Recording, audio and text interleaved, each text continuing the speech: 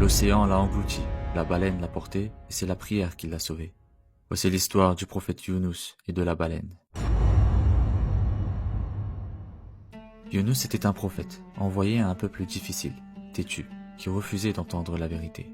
Pendant des années, il leur parla avec sincérité, il leur montra les signes, les avertit avec patience, les appela à la lumière. Mais ils riaient, tournaient le dos, rejetaient son appel.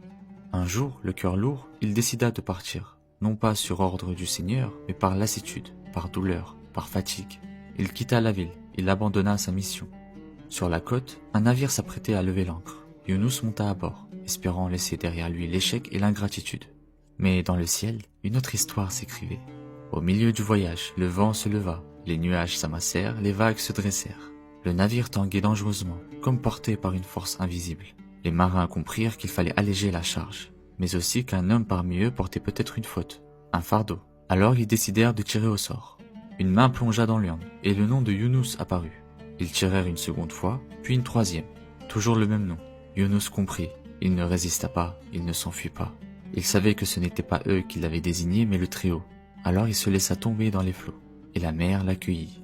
Mais ce n'était pas la fin. Dans les profondeurs, une créature immense surgit. Une baleine. Envoyée par celui qui commande à toute chose. Elle l'engloutit, sans le blesser, sans le tuer. Dans son ventre, il faisait ni jour, ni nuit. Rien que le noir.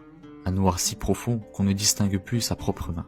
Younous était vivant, mais seul, prisonnier dans un monde étroit, humide et silencieux. Et là, dans ce silence profond, il comprit. Il n'avait pas fui des hommes, il avait fui une épreuve, une confiance qu'il fallait porter jusqu'au bout, même quand tout semble perdu. Alors, dans cet abîme, il ne cria pas, il n'accusa personne. Il baissa la tête et dit d'une voix pleine de vérité. La ilaha illa anta subhanaka inni kuntu minadh dhalimin. Qui signifie, il n'y a de divinité que toi. Gloire à toi, j'ai été parmi les injustes. Cette prière, simple mais sincère, monta jusqu'au trône. Les anges plaidèrent pour lui, et le Seigneur, dans sa miséricorde, accepta son repentir.